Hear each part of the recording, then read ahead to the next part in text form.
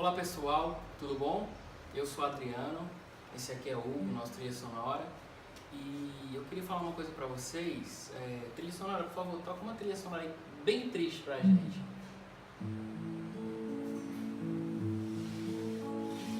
Gente, recebemos nosso primeiro dislike. Eu fiquei muito triste, porque a gente procura fazer os vídeos mais engraçados possíveis, mais informativos, para que vocês gostem e sorriam, né? E se divirtam com o nosso conteúdo.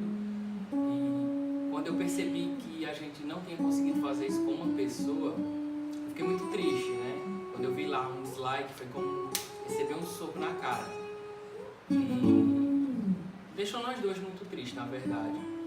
Só que aí eu fui ver que o filme A Paixão de Cristo no YouTube tem 199 dislikes. Então, fiquei um pouco mais conformado com relação a isso. Porque o filme de Jesus, né, não agradou a galera. Quem sou eu e o trilha sonora para agradar todo mundo, né?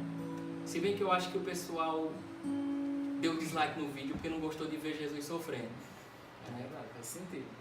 Faz todo sentido. E eu também tenho outra coisa para falar. Eu tava olhando a quantidade de inscritos no YouTube e a gente tinha 28 inscritos. E quando eu olhei que atualizou a página tinha 27. Eu falei, ué, alguém saiu? Alguém se desinscreveu? Por que você fez isso, cara? Se você estiver assistindo o vídeo agora, comenta aqui embaixo por que você se desinscreveu. Cara, deu uma raiva de você.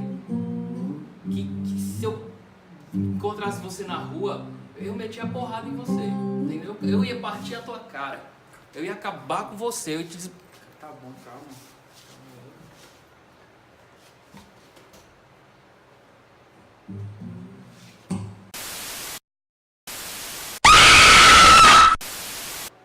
Oi, gente. Hoje a gente vai falar de um tema que é um pouco sombrio. A gente vai falar do Tabuleiro Ouija. Então, trilha sonora, toca um pouco uma música aí bem sinistra aí pra Tabuleiro Ouija. Essa é a trilha sonora do filme O Exorcista, de 1973. Me diz se não dá um negocinho assim no coração. Trilha sonora, o que você sabe sobre o Tabuleiro Ouija? Bem, o tabuleiro Ouija, da forma que a gente conhece, hoje surgiu há pouco tempo, assim, relativamente pouco tempo.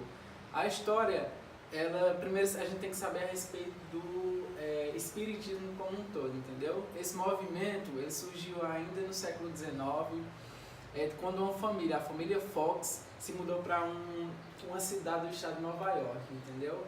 E aí tinha duas meninas nessa família, Kate e Marge, e aí elas começaram a perceber nessa nova casa que eles mudaram alguns barulhos. Alguma atividade. Entendeu?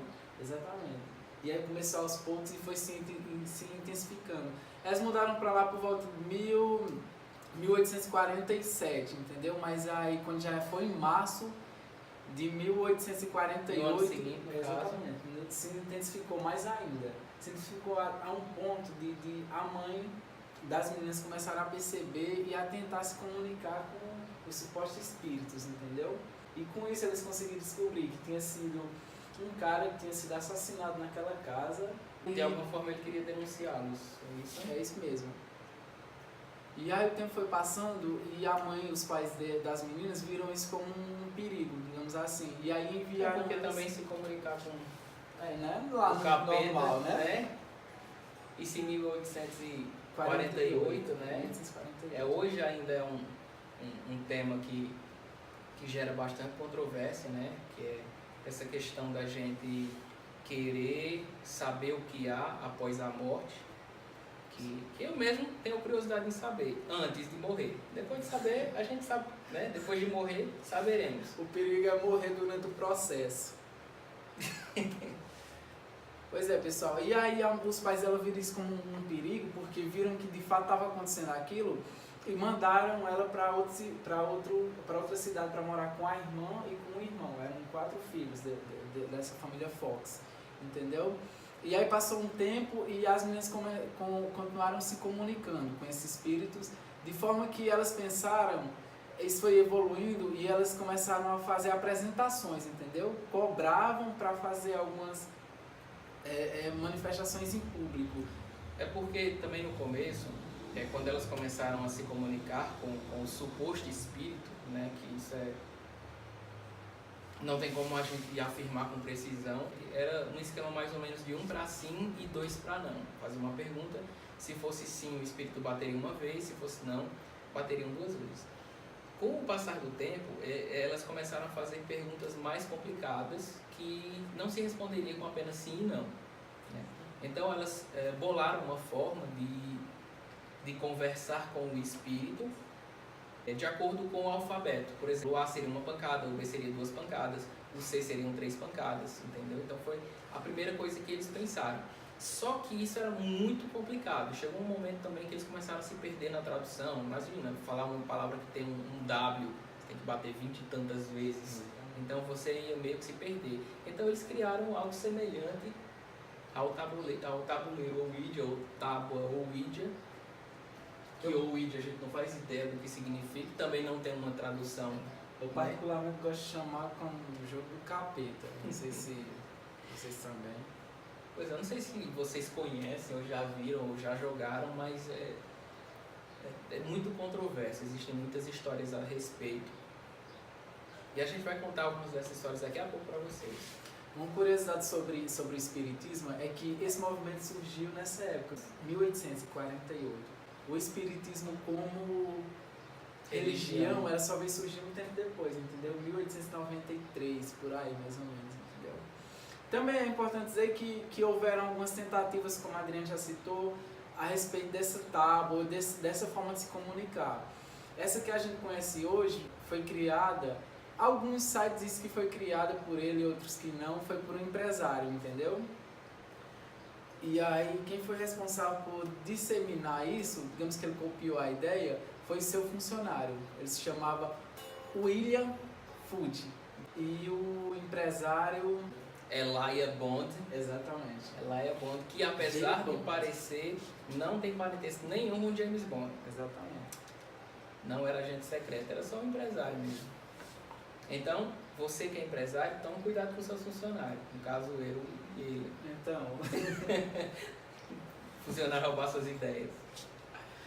Essa onda de espiritismo, de se comunicar com espíritos, pessoas que aparentemente estavam mortas e que você poderia conversar com elas, ela intensificou muito durante a Primeira Guerra Mundial, entendeu? As mães perdiam seus filhos e seus maridos, entendeu? E aí, o desespero, elas buscavam uma forma de se comunicar. E foi aí que teve uma ascensão enorme, tanto das vendas do tabuleiro em si, como do espiritismo como um todo, entendeu? É uma febre, uma espécie de febre. Exatamente. Né? As pessoas começaram a perceber que havia uma forma de se comunicar com seus parentes que já haviam falecido e muita gente começou a disseminar a ideia e o empresário viu a oportunidade, né? Porque, como bom empresário que era. Como bom empresário que era. Então, e aí, com essa ascensão, surge outra questão, o combate. Qualquer coisa que vai subir tem uma ideia contrária, e no caso, o Papa Pio X da época, ele viu aquela ascensão, viu como uma forma de ameaçar a fé cristã, entendeu? E aí ele começou a bolar alguma forma de meio que combater. Sim. Isso, entendeu? Então ele foi... Pessoal, esses caras estão ganhando mais dinheiro que a igreja? Pode, quem sabe, né? Quem sabe. E aí escreveu até uns livros, consultou alguns psicólogos, e aí que entra a parte mais científica da coisa. Chamam de efeito ideomotor, né? Que é uma teoria que diz que impulsos subconscientes do seu corpo movem o ponteiro, ou o copo, ou a caneta, como recentemente utilizam canetas, utilizam copos, utilizam moedas, né? Então, um efeito subconsciente, essa é a explicação científica, né? Fizeram algumas experiências que pessoas vendadas não conseguem formar imagens que sejam legíveis. Para quem não sabe e nunca jogou, esse ali é o ponteiro e o ponteiro fica sobre o tabuleiro e as pessoas colocam a mão sobre esse ponteiro e fazem perguntas a um espírito ou um demônio, ou capeta. E aí o ponteiro vai se movendo pelo tabuleiro e formando as palavras que seriam as respostas. Tem algumas questões na hora que você for jogar que você tem que tomar cuidado. Por exemplo, se você estiver jogando e começar a se formar, fazer um formato de um 8 no tabuleiro, é bom tomar cuidado, porque tem um espírito maligno querendo tomar conta ali do jogo, entendeu? Tem outros detalhes também que você não pode entrar e sair de qualquer forma. Sim, segundo relatos, você precisa pedir permissão para o espírito para sair, e caso ele não te dê permissão, as consequências seriam terríveis. Outra coisa também que você tem que ter cuidado é não deixar o copo sair das extremidades, porque seria uma forma do espírito sair também e lhe possuir, entendeu? Sim, segundo relatos também, após uma sessão, caso seja feita com um copo, você precisa encobrir o copo com um pano e quebrá-lo e descartá-lo longe da sua casa. Né? São muitos relatos, se vocês pesquisarem a respeito da história. Existem muitas pessoas que já jogaram, umas não aconteceu nada, outras aconteceu, mas é muito complicado. E tem uma série de regras também que você tem que seguir para ter uma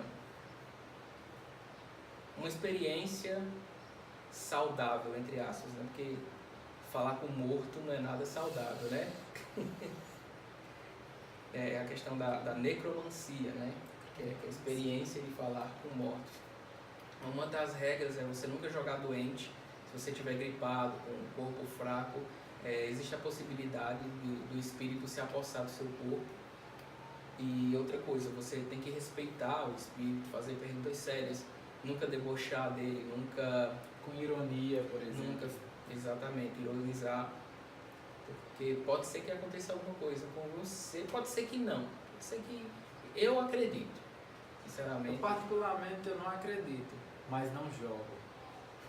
Não arrisca, né? Exatamente. É que é o seguinte, se tiver um cara parado ali, sabe?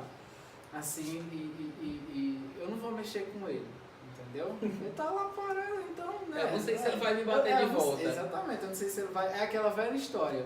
Se você vê uma pessoa parada assim, sem falar nada, entendeu? Ela pode ser um gênio ou pode ser um idiota, entendeu? Mas O famoso não mexa com quem tá quieto. Exatamente. Né? Tem um relato que eu li há algum tempo atrás, que aconteceu em Minas Gerais, na cidade de Contagem, né, que fica ali perto de Belo Horizonte, em que uma moça estava na escola e uma amiga falou que tinha visto falar algo a respeito do jogo dos espíritos e convidou ela, mais algumas amigas, para tocar a trilha sonora de terror. E aí convidou elas para jogar na casa dela esse jogo dos espíritos, que é esse tabuleiro Ouija. E eram 5 amigas, né? Essa menina que foi chamada, a dona da casa, e mais 3 amigas. E elas começaram a jogar e eles conseguiram contato com o espírito e o copo começou a se mexer. E as perguntas começaram como: a gente vai passar esse ano? Perguntinha simples, sabe? Fulano vai ficar com cicrano. E sempre começa assim, as perguntas bobas. Depois já começaram para perguntas mais sérias, como: quando é que a gente vai morrer? Todo mundo quer saber quando quer morrer. Eu não sei se seria mais fácil para mim se eu soubesse quando eu morreria. Entende? E aí a menina perguntou: quando que eu vou morrer? E aí o espírito não respondeu. Ficou fazendo aquele bom e velho 8. Foi o que eu falei. Aquele bom e velho 8 no tabuleiro para continuar a trilha sonora. E aí a menina foi e disse: ixi, acho que esse espírito aí veio com defeito. Aí todo mundo riu. E aí o espírito começou a enumerar a data das mortes das meninas. E coincidentemente todas eram no mesmo mês. E aí elas pegaram as velas que elas não tinham acendido, jogaram fora, queimaram o tabuleiro. Mas não é tão simples assim depois que o capeta está na sua casa. Cuidado, pode estar na sua casa também. E aí elas foram para suas respectivas casas. No dia seguinte, quando elas chegaram na escola, elas deram falta de uma das amigas. E entraram em contato com os pais da menina e ela tinha sido atropelada e morreu voltando para casa no dia anterior. Lógico que aquilo chocou elas, né? Porque, porra. Então, uma semana depois, uma das outras amigas caiu de cima da laje da casa, onde estava estendendo roupas, e teve traumatismo craniano e morreu também. Aí elas estavam no colégio, conversando, e uma delas disse que não estava conseguindo suportar aquela pressão, que ia passar uns dias em um sítio com a família para arejar a mente, sabe? E quando foi na segunda-feira, chegou a notícia que ela tinha morrido afogada. Então, das 5 pessoas que jogaram, 3 já tinham morrido. Uma das meninas não quis mais sair de casa. Ela ficou trancada em casa, trancada no quarto, né? A família dela tinha boa condição financeira.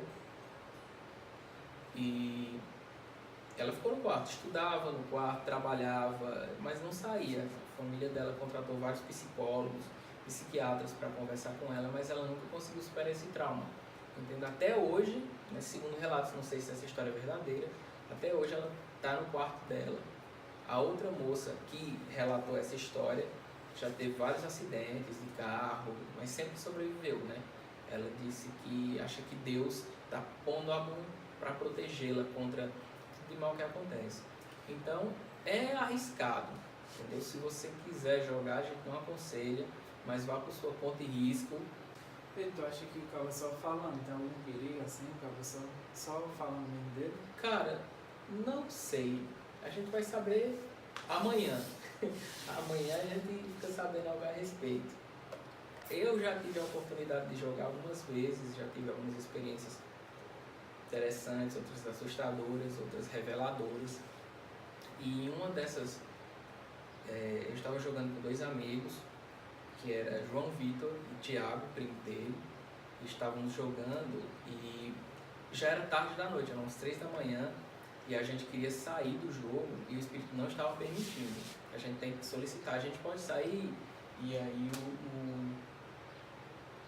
o Espírito leva até o sair do jogo, até sair do tabuleiro. E ele não deixava a gente sair. E aí eu perguntei, se a gente sair sem você deixar, o que você vai fazer? E ele falou, eu vou matá-los. Caramba! E aí eu falei, como é que você vai matar a gente? E ele não respondeu. Aí eu perguntei novamente, como é que você vai matar a gente? E ele não respondeu. E aí eu falei, como é que você vai me matar? E ele foi escrever, queimado. Na época eu tinha uma lan house e tinha muitos computadores, e papéis, e fios, entendeu? Eu vi aquilo imediatamente como um risco e que seria uma possibilidade. O João Vitor, eu perguntei, como você vai matar o João Vitor? Algumas pessoas que estão assistindo esse vídeo conhecem o João Vitor Zé Almino, e o Espírito disse afogado. O cara tem um rio no quintal de casa. E o primo dele, Tiago, eu perguntei, como que você vai matar o Tiago? E ele falou, câncer. O Tiago estava com uma carteira de cigarro colocada no short, assim. Entendeu? Aquilo arrepiou a gente. Então, tem muita gente que não acredita, tem gente que acredita. Então, pra gente tirar a prova, eu trouxe meu próprio tabuleiro ou Ouija pra gente jogar aqui ao vivo, né? Temos um ponteiro. E a gente vai jogar agora pra vocês verem.